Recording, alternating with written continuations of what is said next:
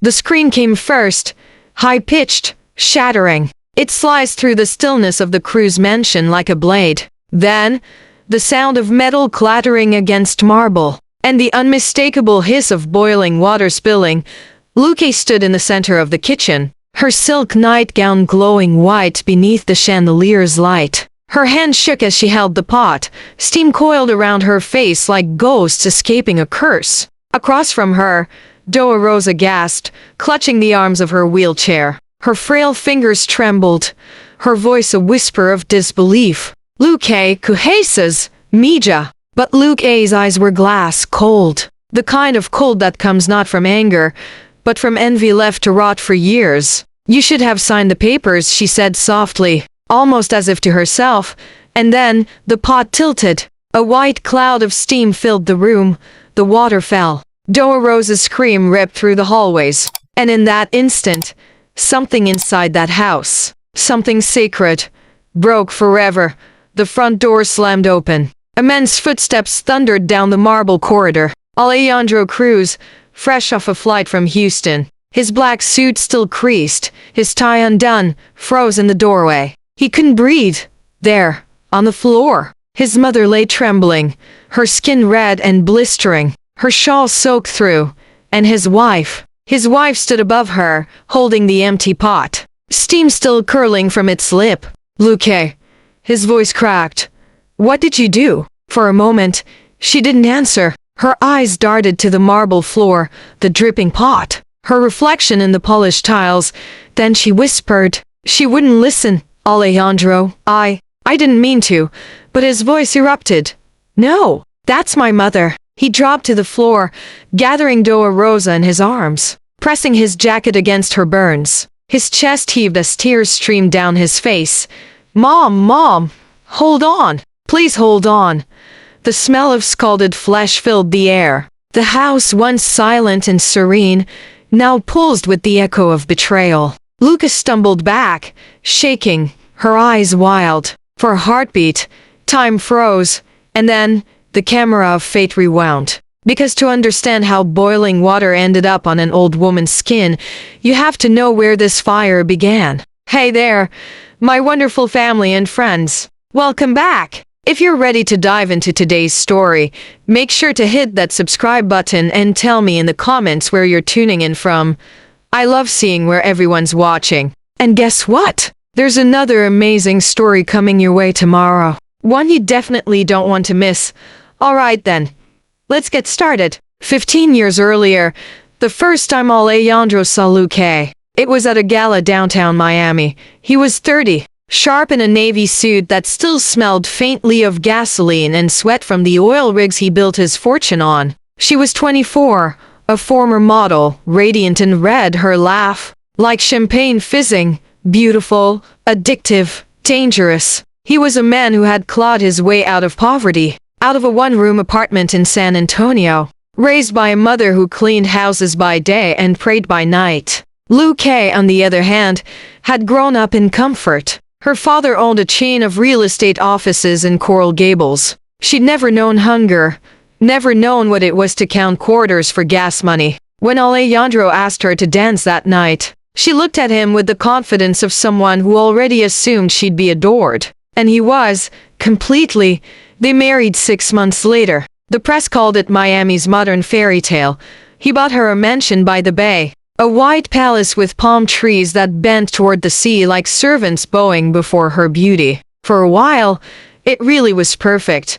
Dona Rosa came to visit often. Smiling proudly at her son's success, she'd sit on the balcony, knitting, while Lucía hosted dinner parties with champagne and imported orchids. But beneath the elegance, resentment began to simmer. Lucía hated the way her husband's eyes softened every time his mother entered the room. She hated the Spanish prayers whispered over dinner, the little bowl of saltwater Rosa always kept on the table to ward off envy, and most of all, she hated how much Alejandro still listened to her. "Mi hijo, remember," Rosa would say, "money is a blessing, but it's also a test."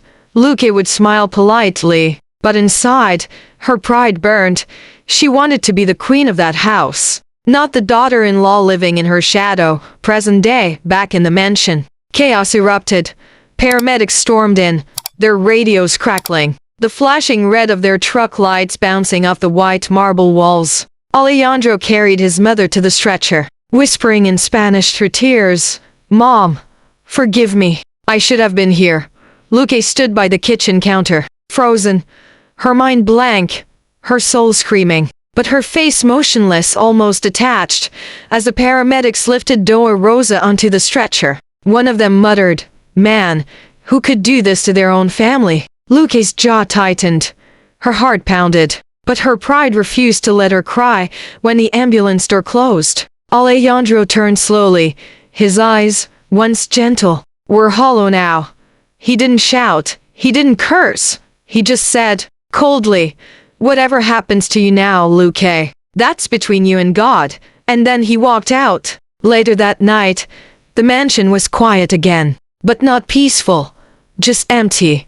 Lucía sat alone at the kitchen table, the kettle still lying sideways on the floor, the faint hiss of its last drops cooling.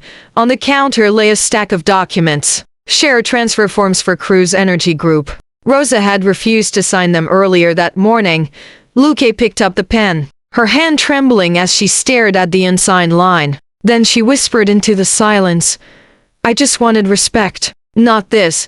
The only answer was the ticking of the clock, counting down the seconds until karma arrived. Sometimes the loudest fire doesn't burn in a stove. It burns in a heart that's forgotten gratitude. If you were Alejandro, what would you do? Could you forgive your wife for something like that? Or would you let karma handle it? Comment below. I'm curious what your heart would choose. Before the cars, before the mansions, before the private jets and magazine covers, there was only one thing Alejandro Cruz had: his mother's hands. Hands that smelled like bleach and tortillas. Hands that worked 3 jobs and still found time to brush the dust off his school shoes every morning. Hands that told him he was meant for more. Even when the world said otherwise. He grew up in San Antonio, in a neighborhood where the streetlights flickered and dreams were smaller than the cracked windows they hid behind. But even then, Dora Rosa believed. Every Sunday, she'd light a candle for him at Street Cecilia's church and whisper, "Seer, let my boy shine, but don't let the light blind him." That prayer would come to mean everything. When Alejandro got his first scholarship, an engineering grant at UT Austin, Rosa cried so hard she could barely breathe. She packed his suitcase with clean shirts and the tiny rosary her husband had left before dying of a heart attack years ago. As the bus pulled away, she ran beside it, waving, yelling in Spanish, "Mihijo, remember who you are." He promised he would, and for a long time he did. Alejandro was brilliant, relentless. He went from college intern to oil industry prodigy, turning dusty Texas fields into liquid gold. By 35, he was a millionaire. By 40, he was a billionaire. Reporters called him the Latino Elon Musk. He called himself a son of Rosa, but every success came with distance. First a new car, then a new condo, then silence. Phone calls with his mother got shorter. Visits home turned into checks mailed through his assistant. Dora Rosa still smiled when she watched his interviews on TV, but sometimes she would turn down the volume and whisper to the flickering screen, "Mijo, I hope you still know my voice." When Alejandro brought Lucía home for the first time, Rosa saw beauty, but also danger. Lucía walked through that tiny San Antonio house like she was stepping into a museum. She smiled politely, but her eyes said, "I don't belong here." At dinner, Dora Rosa served caldo di palo in chipped bowls. Proud of the meal, Lucía picked at it, barely touching the broth. Then she smiled and said, "You know, I could hire a chef for you, Dora Rosa. Something easier on you." Rosa just smiled back. "Cooking for family is never hard, Mija." Alejandro laughed it off, but something inside him tightened. He could feel the 2 worlds he loved most. His mother's humility and Lucía's ambition, quietly colliding. He didn't know it then, but that night, the seed of pride was planted.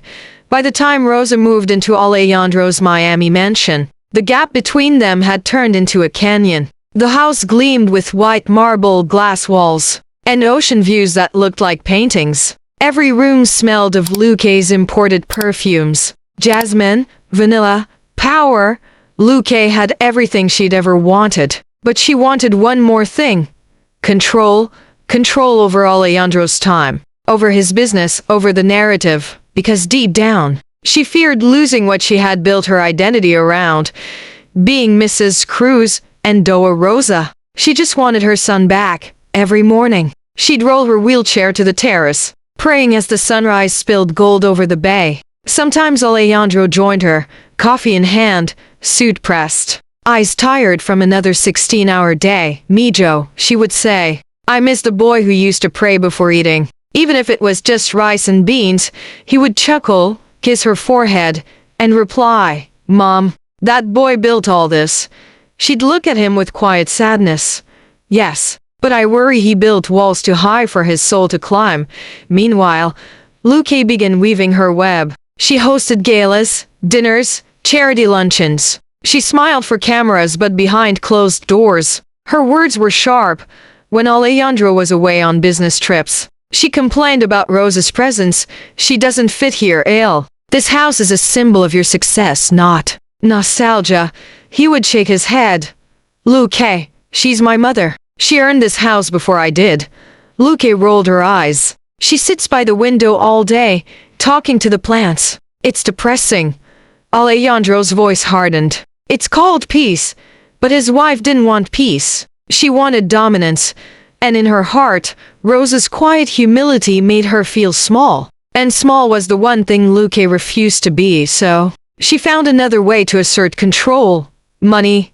Slowly, she began involving herself in Alejandro's business decisions, pushing for her name to appear on company documents. Just a safety precaution, she'd say sweetly, but Rosa saw through it. And when Lucía handed her that share transfer agreement, Rosa refused to sign.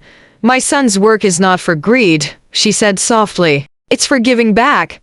That rejection cut Lucía like glass. The night before the boiling water, the house was strangely quiet. Outside, Miami's night glowed neon, boats on the bay, laughter from passing yachts inside, silence. Lucía stood in front of the mirror in her silk robe. Staring at her reflection, she saw her beauty, her jewelry, the life she'd fought for, but she also saw something else. A fear creeping in, fear that she was losing him, fear that the woman in the wheelchair downstairs still held a power she couldn't touch. She whispered to her reflection, I made him who he is. He belongs to me, downstairs.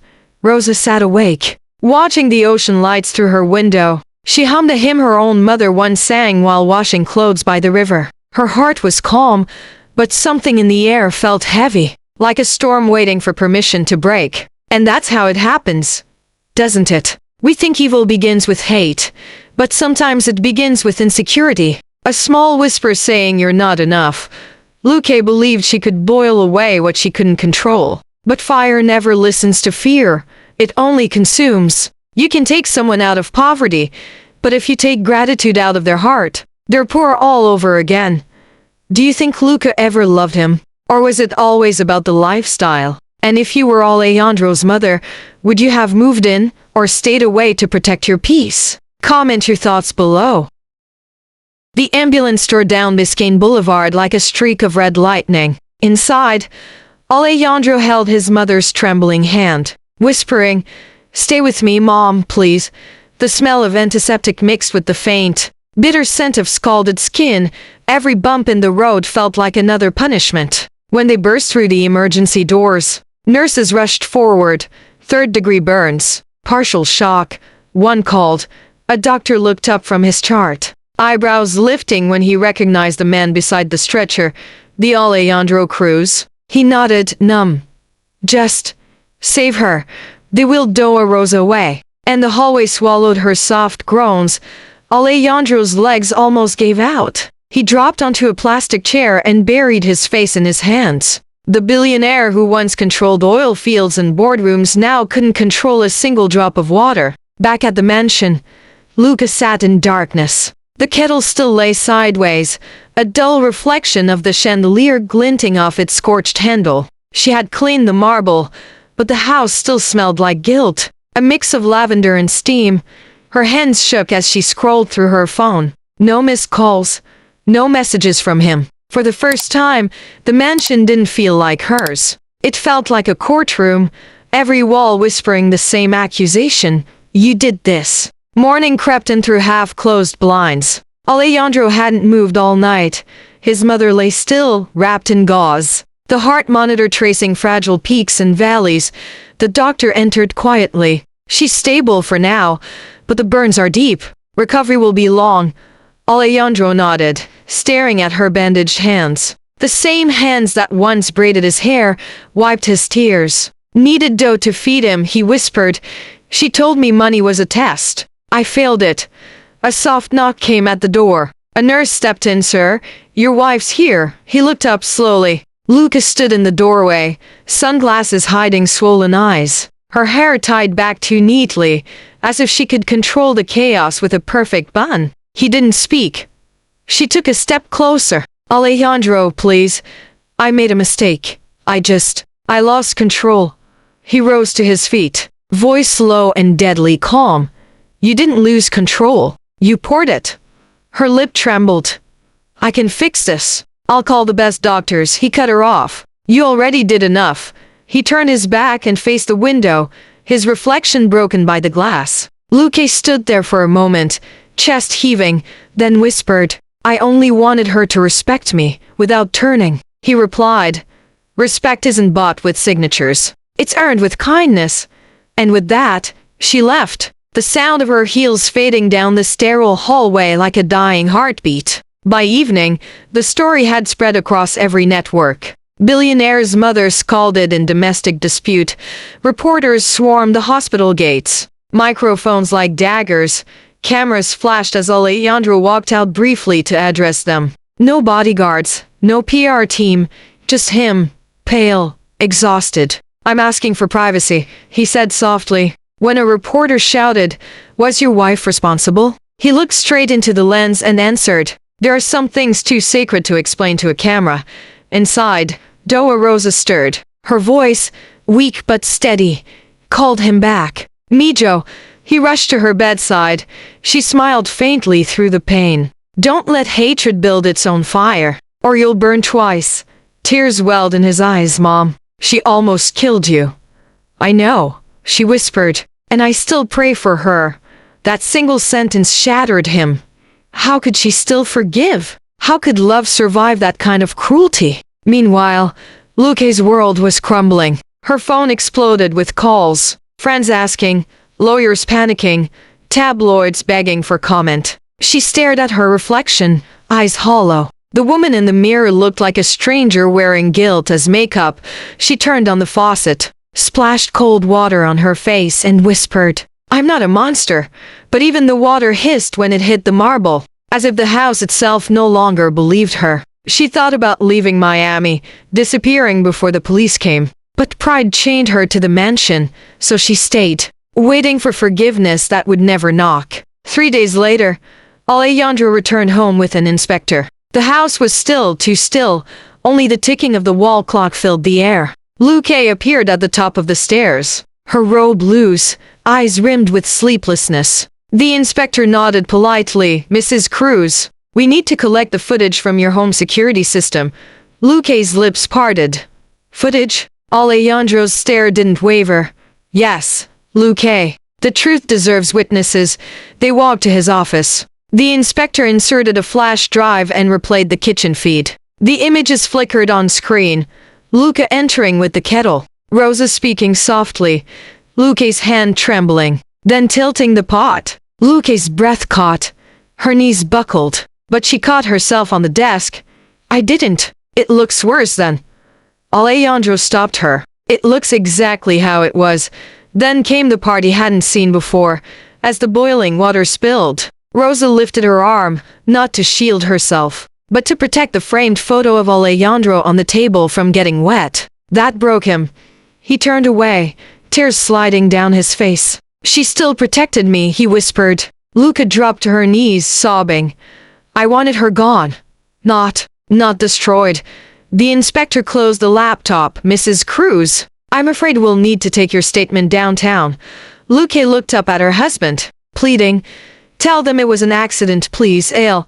He met her eyes, not with anger, but with something colder. "You can lie to the world, Luque, but you can't lie to your soul." She covered her face, the weight of reality pressing her down as the officers led her away. That night, Alejandro returned to Doa Rosa's bedside. She was awake, humming softly to herself, the rosary beads resting on her lap. "Mom," he said, voice breaking. "They arrested her?" She nodded slowly. "Let the law do its work. But don't let bitterness do yours." He sat beside her, clutching her hand. "I don't understand how you can forgive her." She smiled weakly. "Because if I don't, the pain wins twice." He exhaled, shoulders trembling, for the first time in his life. The billionaire felt truly poor, stripped of ego, wealth, control. All he had left was love, raw and unadorned. And that's the thing about fire. It doesn't just burn the guilty. It leaves ash on everyone who stood too close. Alejandro realized that karma doesn't always arrive like lightning.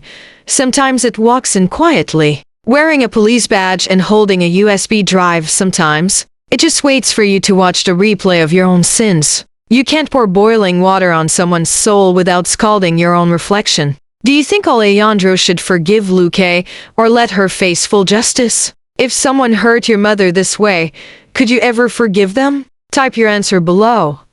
I want to know how your heart sees it. The courtroom smelled of polished wood and tension. Every seat was filled, reporters, lawyers, and onlookers all waiting to see how far wealth could bend justice. But this wasn't about money anymore.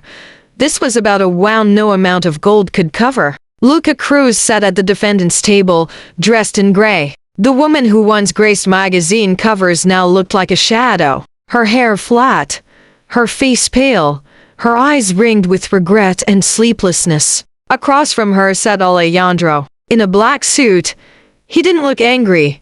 He just looked tired, like a man who had been living in slow motion ever since that day. The bailiff's voice broke the silence. "All rise." The judge entered, her gavel striking once.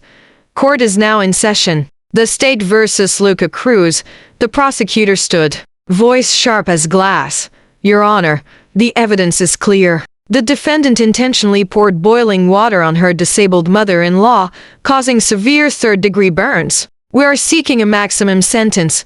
Luque's defense attorney shifted uncomfortably. "Your Honor, while my client's actions were inexcusable, they were the result of emotional distress, not malice. She has shown remorse and cooperated fully." The judge turned her gaze to Luque. "Mrs. Cruz, would you like to make a statement before the court?" Luque stood slowly. Her voice shook at first, but steadied with confession. "I don't have excuses, Your Honor. I only have shame.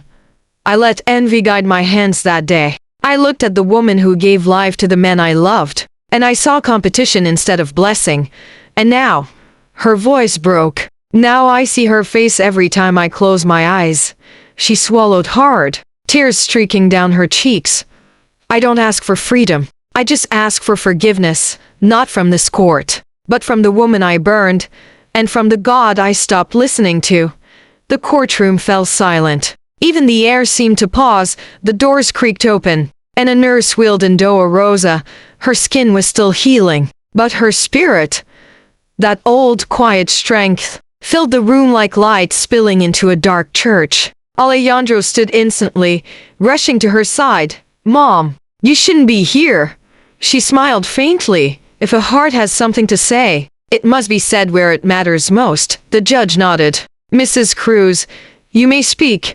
Rosa looked at Luque. For a long time, she said nothing. Then, softly, "Luque, when I first met you, I prayed you'd be the one to hold my son's heart gently. You had beauty, charm, everything the world admires. But what I forgot is that sometimes beauty blinds us from seeing what love really means."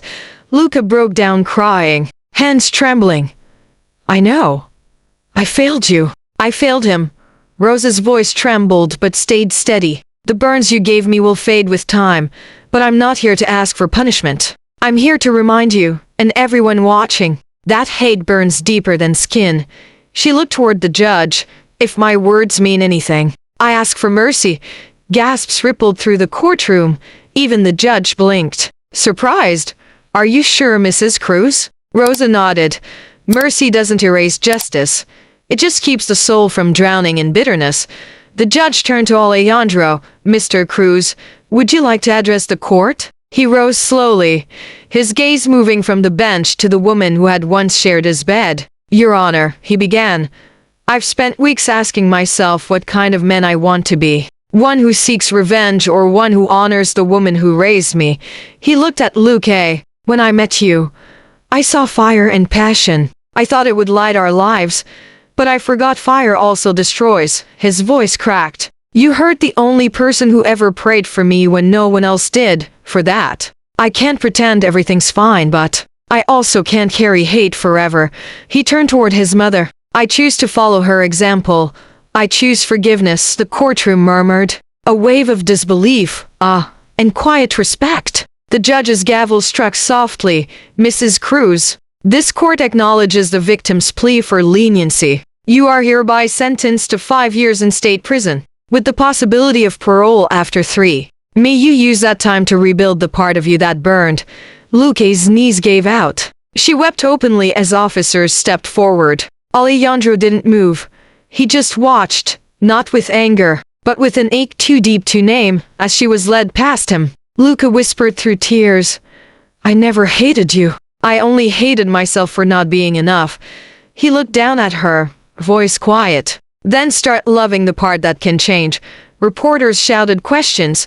Microphones thrust forward like weapons. Mr. Cruz, are you satisfied with the verdict? Do you still love your wife? He paused on the courthouse steps, the gray sky rumbling above. I don't know if love can survive what we've been through, he said, but forgiveness can. The rain started to fall, soft at first, then heavy. He looked up, letting it soak his suit, his face, his guilt. Maybe this was what cleansing felt like. Behind him, Doa Rosa sat in her wheelchair, smiling faintly as the rain kissed her bandaged hands. See me, Joe? She said. Even the sky forgives that night. Lucía sat on a metal cot in a small cell. The rain drummed against the window bars. She held her knees close, whispering, 5 years. I can survive 5 years.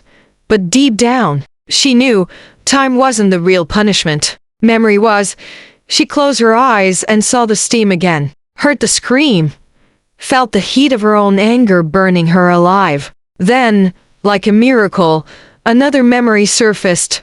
Rosa's voice. In that courtroom, saying, mercy keeps the soul from drowning.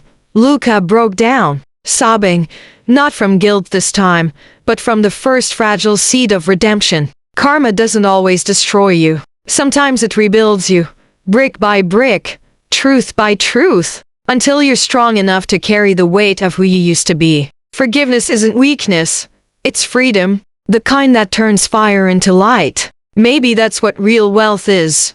Not money, not power, but the ability to forgive when the world tells you to hate. Do you agree with Doa Rosa's choice to show mercy? If someone almost destroyed your family, could you forgive them like she did? Drop your thoughts below. I want to see how your heart defines justice. 3 years passed. Miami changed. New towers rose. New names filled the headlines. But the Cruz mansion by the bay stayed quiet. No more lavish galas, no photographers. No champagne laughter spilling into the night.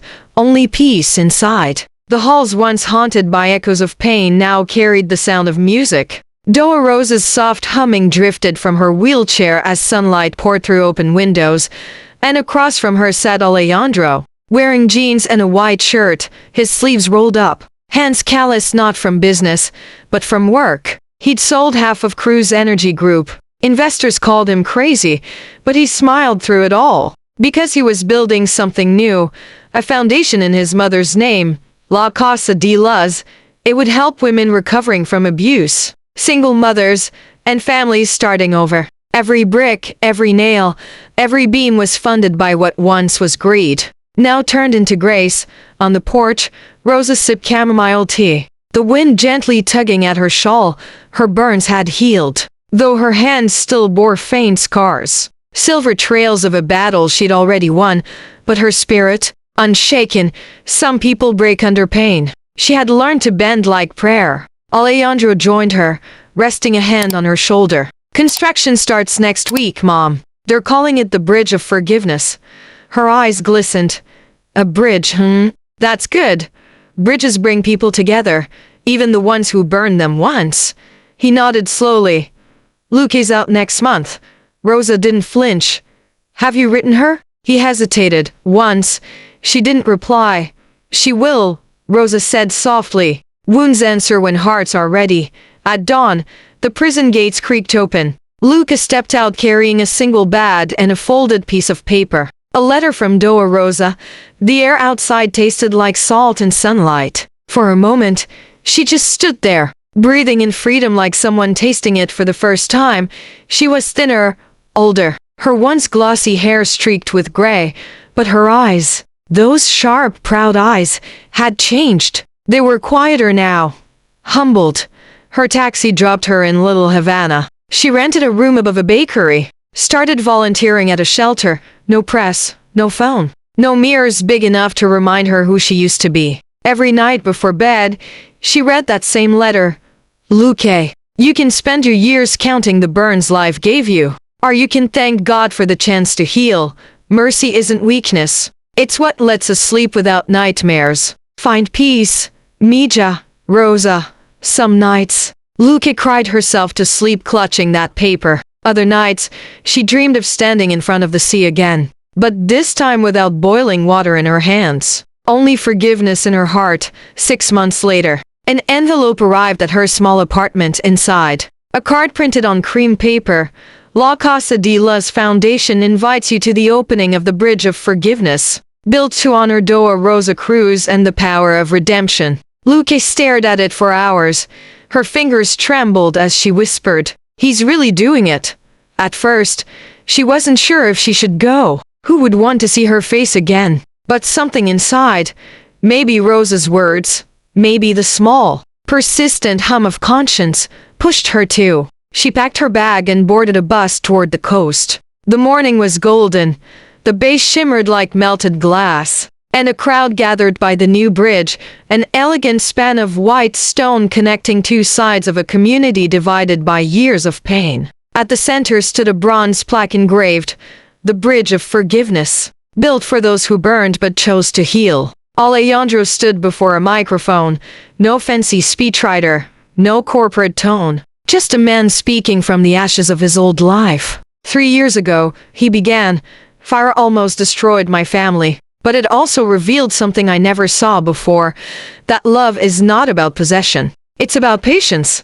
He turned toward his mother. "She taught me that mercy is stronger than revenge. That when you forgive, you don't lose power. You take it back." Applause rippled through the crowd. Doa Rosa smiled, her eyes shining beneath her sun hat. Then, as the crowd parted, someone approached quietly from the back. Lucía. Heads turned, murmurs spread. But Alejandro's eyes softened when he saw her, not as the woman who hurt him, but as someone finally free from the prison of her own heart. She walked up slowly, stopping a few steps away. "I didn't come to interrupt," she said softly. "I came to thank you, both of you." Alejandro's voice was gentle. "You built this bridge too, Lucía, in a way." Tears welled up. "I wish I hadn't." Rosa chuckled faintly, then wish better. That's what healing is. The crowd fell silent as the three stood together. The man, the mother, the woman who had once been their storm. Now sharing the same sunlight, Rosa lifted her hand slowly, the sunlight glinting off the faint scars that remained. "Let this bridge remind us," she said, her voice carrying like a prayer, "that even water that once burned can cleanse us when we learn to pour it with love." The crowd bowed their heads. Alejandro took Lucía's hand for the first time in years, not as husband and wife, but as two people no longer chained by hate. Lucía whispered, "Thank you for not letting me drown in what I did." He nodded. "Thank you for learning how to swim."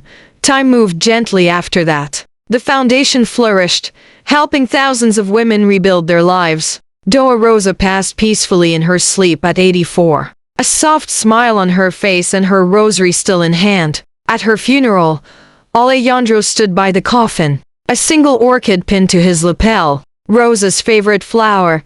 Lucía stood a few feet away, tears streaming silently. When the service ended, Alejandro placed the orchid on the casket and whispered, "You taught me how to turn pain into purpose." Outside, the sky broke open, not in storm, but in gentle rain. Every drop fell softly, washing the earth clean. Years later, a small group of schoolchildren crossed the bridge of forgiveness, holding paper flowers in their hands. Lucía, now older, worked there as a counselor, helping women find their voices again. Every morning, she stopped by the bronze plaque, touched Rosa's name and whispered, "Gracias, Mom."